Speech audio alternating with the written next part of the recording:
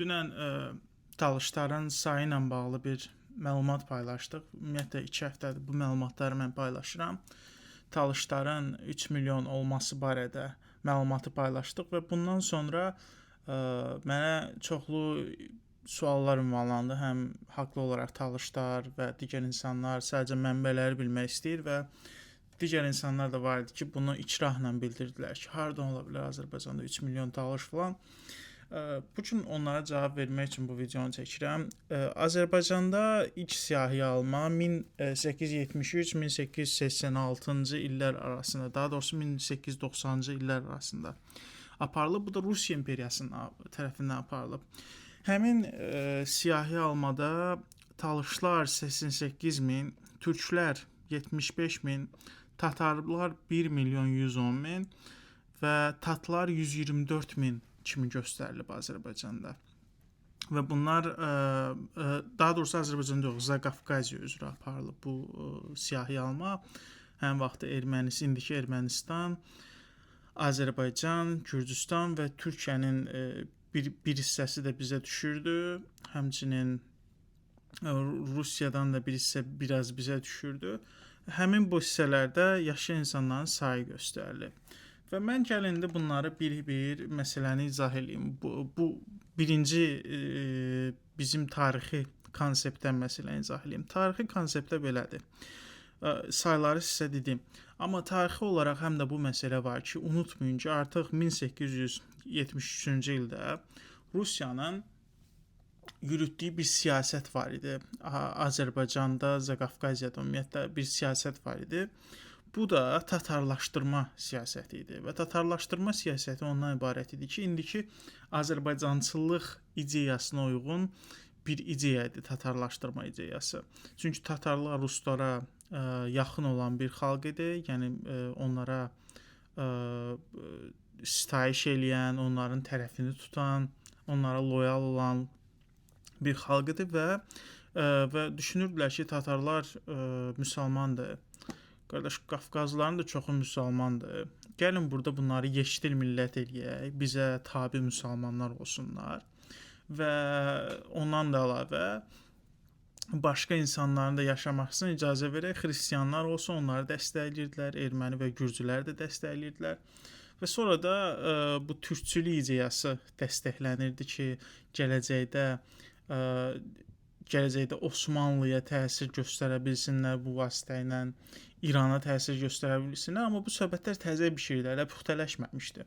Və burada talışın çox böyük bir haqqı yeyilib, tatların çox böyük bir haqqı yeyilib, hətta bu siyahıda almada belə. Çünki baxın, yəni talışların real sayı bundan daha çox olub. Çünki talışlar tarix boyu uzun ömürlü olub, daha çox yaşayıb və döyüşlərdə daha az itki veriblər. Çünki dağlıq zonada idilər, başqalarına hücum etmirdilər talışlar. Onlara hücum edilən zamanda onlara hücum edən tərəf daha çox ölürdü. Nəinki onlar ölürdü. Yəni məntiqlə talışların sayı çox böyük olmalı idi. Hələ həmin dövrdə Bakı və digər yerlərə köçmüş talışlar da var idi. Gürcüstana köçmüş talışlar var idi. Biz burada hətta əsilli Talışxanovların talışların ziyalı əllərindən birinin nümayəndələrinin Tiflisdə yaşadığını görürük. Yəni Tiflisdə çoxlu sayda və ətrafında talışlar da yaşayıbdı. Bunları amma qeydiyyatda görmürük. Bakı ətrafında talışları biz görmürük və digər zonalarda talışları görmürük. Bu bir məsələ və tatarlar kim idi? Tatarlar indiki Azərbaycançılıq ideyası idi. Yəni biraz talışlardan, biraz türklərdən yığırdılar. Biraz oradan, biraz buradan tatar milləti yaradılırdı.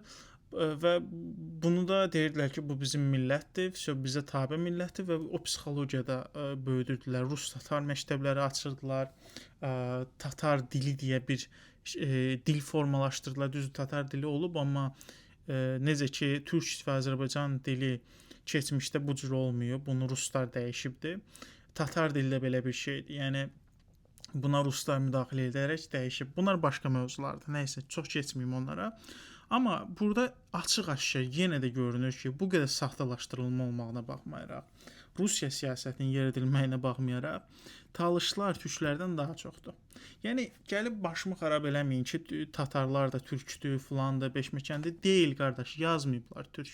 Rusiya siyasəti türklərdən yana olub. Yəni həmin dövrdə tam da türklərdən yana olmayıb, bunu yalan deyərəm, amma türklər çox dayaq veriblər. Çünki onların siyasi məqsədlərinə xidmət edib türk, erməni və gürcülərə həmin dövrdə çox güclü dəstək veriblər ki, bunlara siyasətdən sərf eləyir. Tatarlar da ən başda bunu dedi artıq. Yəni gəlib mənə deməyin ki, tatarlar da türkdür. Belə bir söhbət yoxdur. Bunun elmi sübutu falan da yoxdur. Yalan, palan məqalələr yazırlar falan. Bunlar hamısı boş kağız parçasıdır. Aparıb tullamaq lazımdır. Tualet kağızı kimi bir şeydir bu. Yəni istifadəyə ancaq orada yararlı ola bilər. Burada açıq-aşkar görünür ki, Talışların sayı 88 mindir. Türklərin sayı 75 mindir. Və saxtalaşdırma da Talışlara qarşı olubdur, türklərə qarşı yox. Türk ümumiyyətlə artırılıbdır burada. Türk özünə deyən həmin dövrdə çox olmayıbdır, Talışlar daha çox olubdur. Bu saxtalaşdırılma ilə belə Talışlar türklərdən daha çox gəlib çıxıb. Və tatar dediyimizdə də Allah bilir nə qədər Talış var.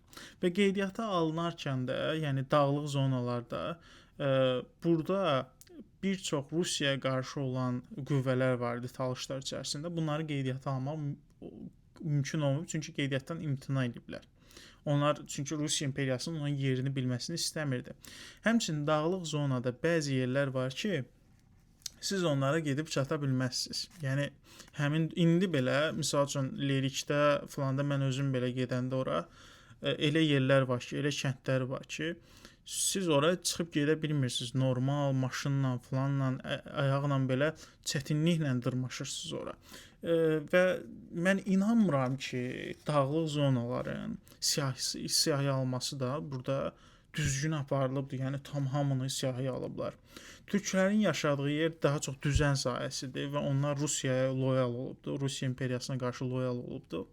Onların sayı belə deyim, daha çox götürülüb, daha artırılıb, hətta şişirdilibdir. Bu, yəni siyahıya alma da ədalətli deyil, onu sizə deyim mən. Amma yenə də biz Talışların bir çoxluq olduğunu görə bilirik. Və bundan sonra hansı proses baş verdi? Bundan sonra Sovetlər prosesi gəldi, Sovetləşmə prosesi gəldi. Sovetləşmə artıq tatarçılıq ideyasını dəyişdi Azərbaycançılıq ideyasına. Və artıq burada Azərbaycan milli anlayışı formalaşdı və bunu 3 dövlətə böldülər. Gürcüstan, Ermənistan və Azərbaycan və Azərbaycanda da bir dənə müsəlmanların Rusiyaya tabe olan, Rusiyaya loyal olan Azərbaycan qüvvəsi və bu qüvvədə işlənildi. Türkiyə və İrana qarşı işlədilməyə başladı bir müddət. Və bu ideyada, yəni sonradan Azərbaycançılıq ideyası türkçülüyə bağlandı, sonra türkçülükdən biraz uzaqlaşdırdılar. 4-5 dəfə Sovetlər Birliyinin içərisində bu fikir dəyişirdi. Yəni gah bunları türkləşdirirdilər, gah sonra deyirdilər bunlar türk deyil.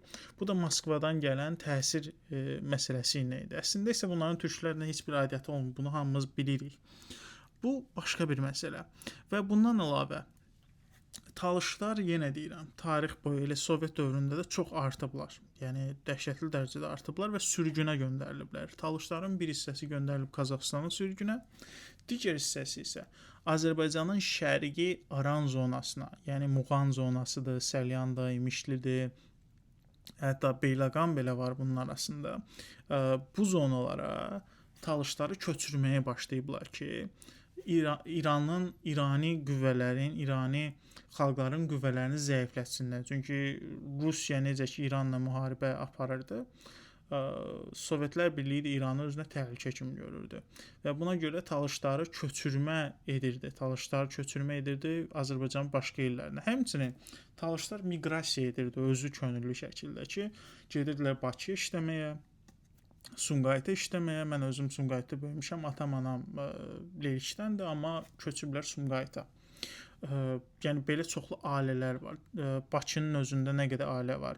Və bu Sovet dövründə bir miqrasiya getdi. Hətta Moskva, Belarus və Rusiyanın digər yerlərinə könüllü şəkildə Talışların köçməsi prosesi baş verdi. Və yenə də Talışlar daha çox uşaq dünyaya gətirirdi deyənə bizim sayımız daha da artırdı bu dövrdə. Amma Sovet siyasi almasında hətta bizim 0 göstərdiyimiz tarixlər var. Bunu da keçək. Azərbaycan dövrü gəldi. Azərbaycan dövründə də baxın, Talışların miqrasiyası dayanmayıb. Talışlar yenə də özündən daha çox Bakı və Sumqayıtda yaşayır. Yəni Talış zonasında Talışlar kompaktdır. Yəni üstünlük təşkil edir. Amma Bakı və Sumqayıtda olan Talışların sayı Talış zonasında olan Talışların sayından daha çoxdur. Həmçinin Aran zonasında hesablasaq, mən sizə belə bir şey deyim ki, yəni Talışın özündən kənarda daha çox Talış yaşayır. Belə bir məsələ var. Və bu nəticəyə də yəni necə gəlmişəm? Təkcə bu tarixi, köçmə, miqrasiya məsələləri deyil burada. İkinci metodumu da deyəcəm sizə. Yəni bu tarixi bir konsepsiyadır. Yəni tarixdə siyasi alma var, saxtakarlıqlar olub bizə qarşı. Burada proses gedib, miqrasiya prosesi gedib. Bunlar haqqında mən danışdım hal-hazırda. İndi gəlin mən öz hesablamalarımı da deyim. Yəni öz hesablamalarım necə aparılıb müasir dövrdə.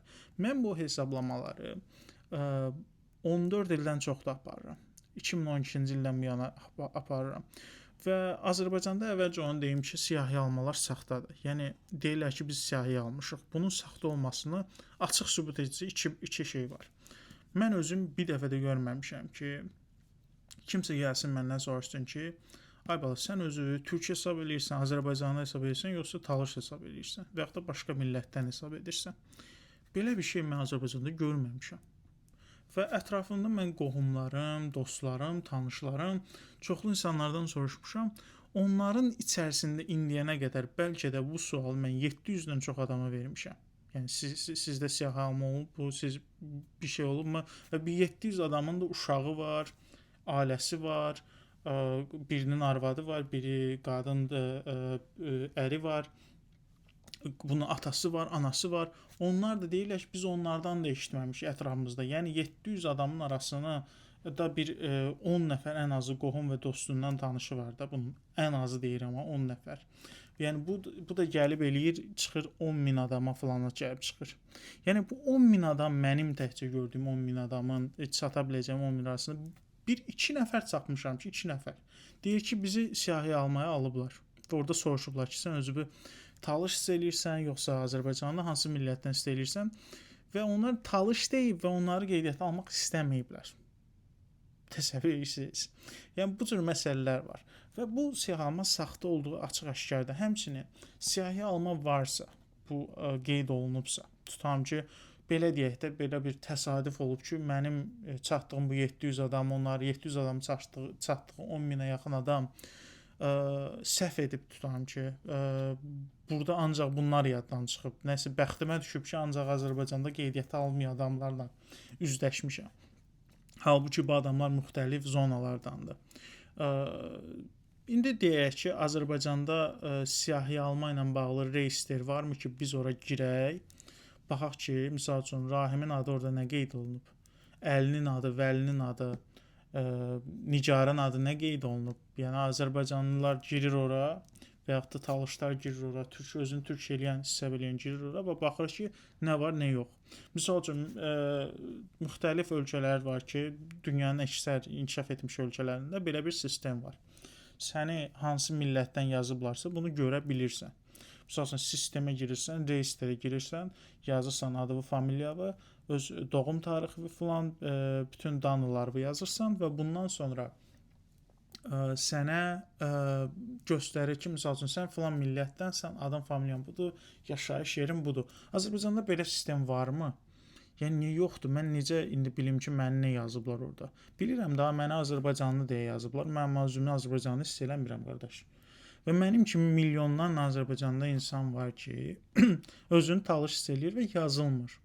Və burada da saxtakarlıq var. Amma mənim özümün metodikam oldu və bu hesablama apardım. Bu hesablama necə oldu? Dediyim kimi, yəni 12 illik bir hesablamadır. Bu hesablama zamanı mən bilirəm, yəni bu hesablama da, yəni siz dövlət səviyyəsində və yaxud da hər hansı bir geniş səviyyədə hesablama sayılmaya bilər, çoxlu qüsurları olacaq, amma Azərbaycan psixologiyasında, Azərbaycan siyasi şəraitində bu hesablama mənə görə çox əla bir hesablamadır.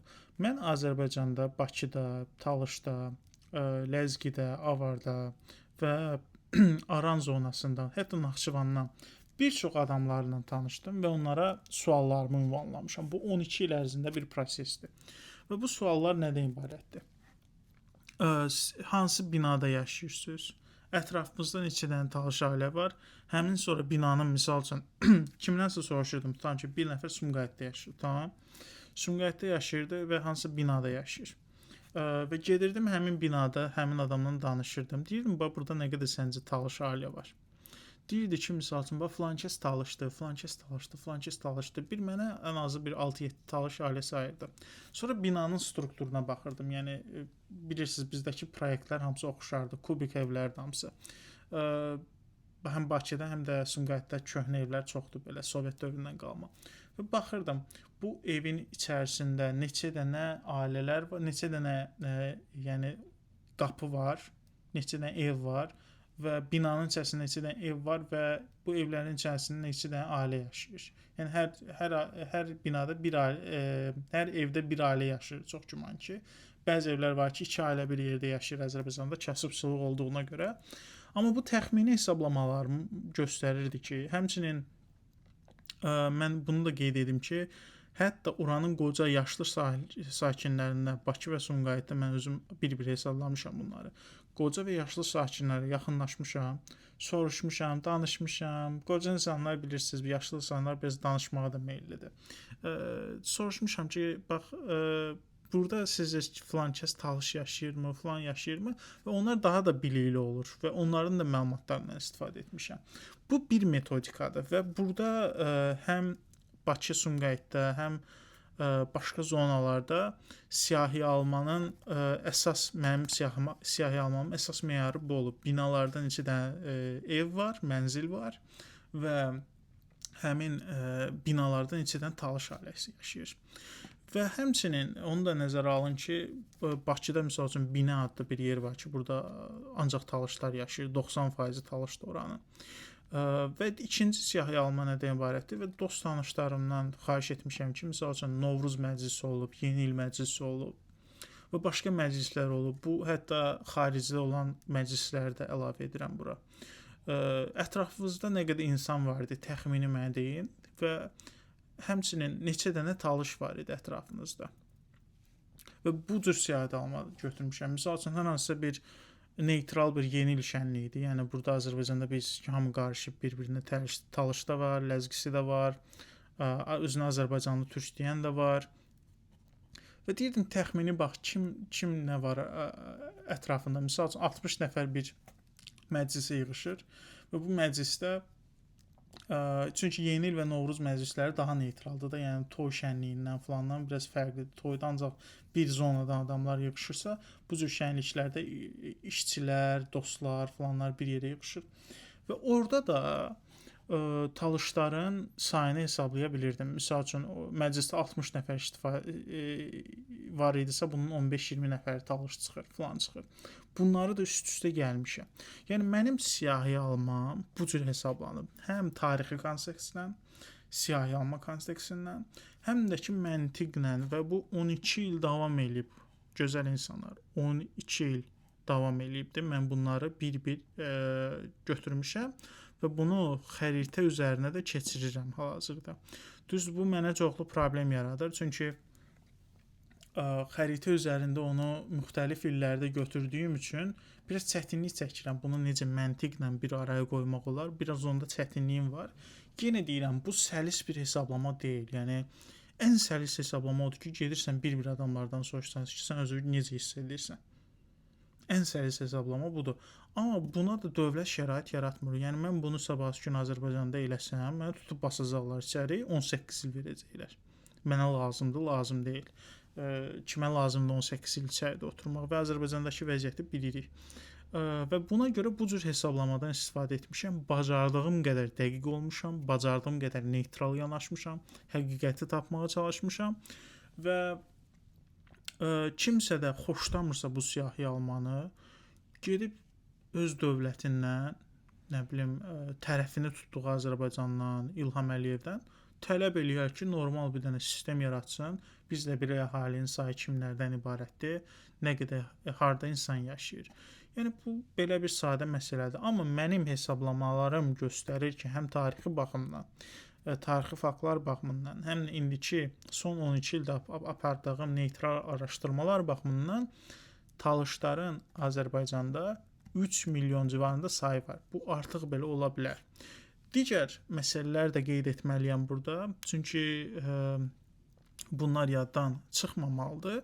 Azərbaycanda hal-hazırda siyahı almada belə səhvlər var. Yəni necə deyim sizə? Mən hal-hazırda Amerikada yaşayıram, amma Azərbaycanda hələ də qeydiyyatdayım. Baxmayaraq ki, həm rəsmi olaraq, həm şifahi olaraq müraciət etmişəm ki, məni qeydiyyatdan çıxardın, mən orada yaşamıram.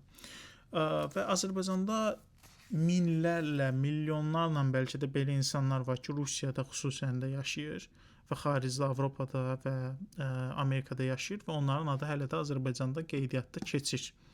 Və bizə göstərilən 10 milyondan çox adam da əslində doğru rəqəm deyil. Yəni Azərbaycanda mən düşünürəm ki, real say 7 milyondur. 6 və 7 milyon arasında insan var və bunun 2 milyondan biraz çoxu da talışdır. Amma qeydiyyatda olan 10 milyonu götürsək, yəni 10 milyon adam olduğunu götürsək, burada bütün qeydiyyatda olanların, yəni həm Rusiyada olsun, falan da olsun, amma Azərbaycanda yaşaması qeydiyyatda olsun, 3 milyondan çoxu talışdır. Və bunu mən yenə deyirəm, arxasında güclü bir məntiq var. Güclü bir məntiq var. Özünüz belə gözünüzü açın. Gedin bir-bir ətrafınıza baxın. Bakıda, Sumqayıtda yaşayırsınızsa, baxın ətrafınızdakı nə qədər adam talış yaşayır. Və nəzərə alın ki, bu qədər repressiya var bizə qarşı, bu qədər bizə qarşı, bizim insanlara qarşı, talışlara qarşı həbslər var, sıxırlar, boğurlar, yenə də insanlar talış olduğunu deyir. Yəni, mən inanıram ki, Azərbaycanda repressiya olmasa, talışlar özünə daha çox talış deyəcək. Bu açıq bir faktdır ki, Azərbaycanda talışlar sıxırlar. Digər tərəfdən isə, digər bir fakt isə ondan ibarətdir ki, talışların sayı talış zonasında azaldılır. Talış zonasında Lənkəran, Lerik və digər yerlərin sayı olduğundan az göstərilir. Bu da dövlətin siyasətidir. Azərbaycan Respublikasının siyasətidir və bunu İlham Əliyev başda olmaqla digər adamlar həyata keçirir. Bunu da yaddan çıxartmayın. Uzun sözün qısası, mən bunu yazı halına da gətirəcəm, amma biraz mənim belə baş beynimi çox apardılar. Azərbaycanda belə bir şey var da, talışlar 85 min göstərəndə heç kimin təəccübünə səbəb olmur və türkləri, Azərbaycanı yeşilliklə türk adlandıranda heç kimin təəccübünə səbəb olmur. Bir dənə talış deyirsən, hamı sənə sübut istəməyə başlayır. Bu da sizə sübut. Mən sizə məntiqi göstərdim hal-hazırda. Bunun məqalə şəkli də çıxacaq. Üzərində işləyirəm, detalları hələ də yığıram, daha dəqiq olmağa çalışıram. Mənə bu qədər damğa yapışdırmaq, nə bilim baş beynimə aparmaq yerinə özünüz də bir araşdırma eləyin. Amma neytral onda kişi kimi, yəni kişi kimi gəlin bir araşdırma eləyin, bir normal araşdırma eləyin. Qadın kimi də ola bilər, problem yoxdur. Bir araşdırma eləyin, bir nəysə üzə çıxardın. Yəni kişi kimi ona görə deyirəm ki, bunu çox vaxt ancaq kişilər mənə deyir ki, Azərbaycanda talış yoxdur, falan yoxdur. Azərbaycanda bir yığın millətçi vardı, dövlətin arxasında durduğu. Bu DTX-nın, Dövlət Təhlükəsizlik Xidmətinin, polisin sukaları vidində olan bir insanlar var, toplum var. Bunlar həmişə məndən həmişə nəsə istəyir, sübut elə, sübut elə, sübut elə. Qardaş, bu da sizə sübut. Əl çəkin məndən. Gedin işinizlə məşğul olun. Gedin indi hökumətdən sübut istəyin ki, ay İlham Əliyev, ay İlham Əliyevin əl-altıları, ay İlham Əliyevin sukaları. Deyin görək, 85 min talış rəqəmi siz hardan almısınız, haravızdan çıxartmısınız? Bax, bunu indi gedin sübutunu göstərin. O dövlət rəsmisi çıxsın, bir-bir danışsın, desin ki, sübut eləsin ki, Azərbaycanda 3 milyon yox, 85 min talış var. Sübut eləsin. 85 min, qardaş, mən 2 gündə baxış sayıram. Məzələnirsiniz məndən. Bu qədər talış hardan çıxır? Göydən düşüb bu qədər talış mənə YouTube-da istəyir. Hələ mən vaxtım olmur danışmağa. İndi də gedin dövlətdən istəyim. Mən bu haqda məqalə də çıxardacağam, amma tələsmirəm. Hələ də detalları yığıram ki, daha samballı bir elmi məqalə alınsın. Çox sağ olun.